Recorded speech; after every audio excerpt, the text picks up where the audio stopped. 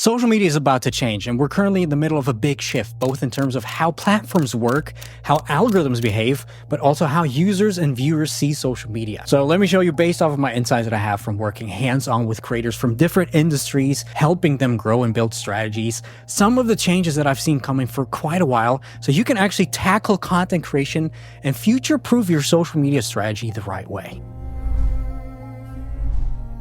We're slowly coming to a point where algorithms have gotten pretty sophisticated on all major platforms, which generally is a good thing. But this also means the whole content creation game is getting harder. Because first of all, it's getting quite competitive out there. And just because there's so many new creators popping up every day, algorithms have also become really reactive to, first of all, micro trends and actually content that works right now. And this is where I see, especially in 2025, a lot of older, more seasoned creators fail. By the way, I'm already seeing that right now. A lot of people, they've had great success working strategies 2 years ago, and they think doing the same things over again, the same things they were doing 2 years back, will keep getting them results. But guess what? That's just not how it works anymore, especially with this rapid change period that we are in right now. There's new trends, new topics, new styles that people prefer. So yeah, you have to be very reactive. You have to allow yourself to try out a lot of new things and experiment a lot and actually research a lot. And you have to approach any type of social media with a research eye, what I would call it, to always understand what gets people going right now, what is the overall groove of social media, and also what's interesting for people in your niche right now. Which, just as a side note, I personally think the profession of content strategist is going to become a lot more important over the next year, and I kind of see this as an impending goal of mine,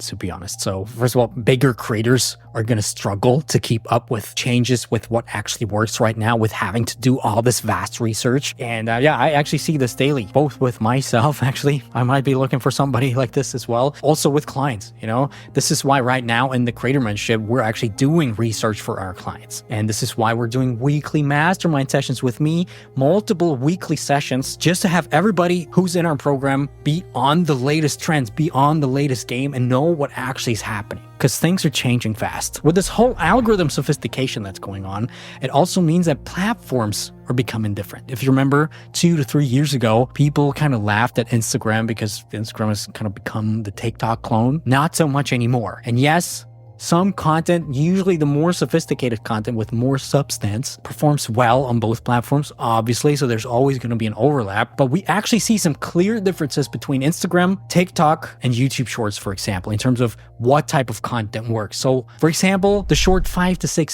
second B-roll clips that work pretty well on Instagram right now, they just don't get any traction on TikTok, for months now. Super short content gets 0 views on TikTok currently, and the algorithm suppresses that. So, total mismatch from just 2 years ago. Instead, TikTok are focusing on putting most of their eggs into the longer form content that's 1 minute plus. We've talked about this. On Instagram, by the way, though, and that's the interesting thing, seems like it's not the opposite, because people are like, okay, Instagram will be short.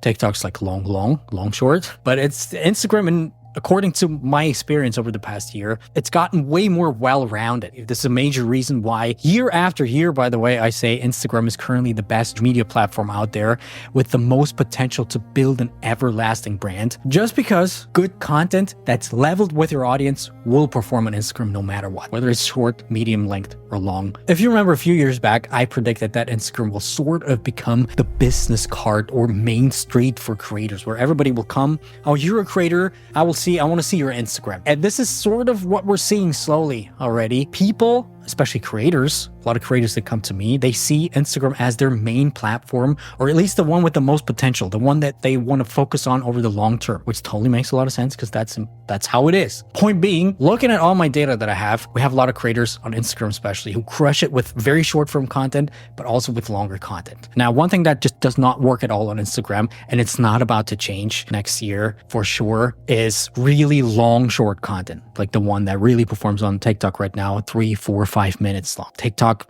that's where you want to go if you want to create 5-minute videos, short form videos. So that being said, though, over the past month or so, I've noticed a very interesting change in the Instagram algorithm, and it seems like they're preparing for longevity in some form. First of all, they're rolling out a lot of interesting analytics features, at least they're testing them out right now, to basically help you step up your content game pretty cool. One thing being an amazing thing to sort of measure how good your hooks are, which is very awesome. Another very interesting thing that we've seen is a lot of older content is starting to get pushed out. You know, if you remember a year ago, I kind of did a similar video and I said, yeah, shelf life is becoming 3 months. Now it's way more over the past, I would say 1.5 months. I've seen a steep increase in the data that I see from Instagram. If it's a good video, it'll get pushed for months, you know, if not years, to be honest. You know, right now, for example, you know, I stopped posting on my own Instagram back in May. Again, various reasons. I'll talk about them next year. But right now, I still get about 18, 19, 20,000 views every month, which actually equals leads for my business, revenue for me, essentially for free for not doing anything. Which brings me to a point that's going to be a huge topic this year for sure. First thing being, TikTok has basically, you know, throughout the year on and off, there were talks about TikTok getting banned, right? So kind of interesting. I'm totally against a ban like this, by the way, in general. Doesn't matter with everything that's been happening. Platforms-wise, algorithms-wise, really needs to be clear for every creator that you don't own your audience on social media at all. It could be over any second, and it doesn't even have to be a ban, you know, like TikTok ban. But let's just say the algorithm flags you wrongfully on Instagram, which happens a lot, by the way. We have some clients where we try to painfully fix this whole issue, and suddenly you lose all of your reach, or you lose your account for 3 months, or just algorithms acting a little weird and you lose 80% of your reach. And if you take a look, and Instagram will tell you there's nothing wrong, but something's going on. If you're in a situation like this, it's definitely fixable in 99% of the cases, but it might take a while for you to catch up again. But what you're gonna do in the meantime, especially if you have to pay the bills once you're in that sort of growth phase, which is another thing, we're not gonna talk about this, but I see that a lot. Some creators go viral, they grow very fast. They're not really prepared for that. They don't set up the strategies, both in terms of content wise, but also in terms of monetization wise and keeping up with the bills that start to rack up. And then they run into some major issues. So really be careful. And what I want to say with that is, now that social media is becoming really, really sophisticated, you know, with the whole thing around it, it should be in every creator's interest to at least own parts of their audience, right? And by owning, I mean have an email list, right? So you can actually reach them outside of the algorithms, right? Just be aware of that if I talk about email lists right now. Even if you don't want to monetize your audience at this point at all, right? You still need to get them onto an email list because of all the things that I just talked about. So similar to what we talked about in my last video, what's the easiest way to actually do that? ManyChat, for example, program that I've been using for years, program that we are recommending to all of our creators. Basically, you create content, you have people comment or DM you according to this content, and then you basically attach an automation, a legal automation, officially endorsed by Instagram, and then you put them on your email list. We have some videos here, by the way, if you want to go deeper into that. And I'll talk about this whole monetization aspect that's also about to collapse big time. I actually think that traditional influencers are already struggling and are already falling down the hill. I'll talk about this in a second. Before, actually, let me talk about some behavioral shifts that I've started to notice over the past months that will have a huge impact over the whole next year. So first of all, because people have noticed algorithms are getting pretty good, especially with identifying content that I like, they now don't seem to have the need to actually follow a creator anymore unless it's really good, and then unless they really want to make sure they won't miss new content by this creator. If it's just pretty good content, you're like, okay, kind of cool but replicable content in a way, nobody will follow anymore because they're like, okay, it's cool, it's not really replicable, I get tons of similar videos like this anyway. But again, nobody's going to follow. We've talked about some of the strategies you should use to kind of go against that, you know, already here on my channel before as well. Just be aware, generally speaking, that you just need to step up your game in 2025. The whole content game, the strategy game, first of all, and the whole content strategy, but also to gain, and that's the second point, to gain the trust of people. Because people have started to get pretty hefty trust issues, especially with AI content rising and this whole thing. It's actually almost impossible to recognize real humans from fake humans anymore. And on top of that, potential scammers making use of that too. So trust is gonna, right now it's at the bottom, but it's gonna fall even way below that. I don't even want to think of what AI is gonna do, to be honest. It freaks me out. Because honestly, there's so many weird things going on that I see on social media that I'm not sure what's real anymore. Horrible. So yeah, in 2025, way more than already, people are gonna long for real human interactions and raw content in some form a lot more. Again, what that actually means differs from niche to niche, from industry and audience to audience, but just be aware of that. Now, hear me out. This year, we'll see big creators and established influencers basically lose their jobs. Happen already, to be honest, because the whole influencer brand deal game is currently being shaken up as we speak like crazy. And a lot of brands have finally started to realize that brand deals don't really give the best return on investment, especially with big creators, with these huge influencers, the godlike influencers that I hate, a lot of them, not all.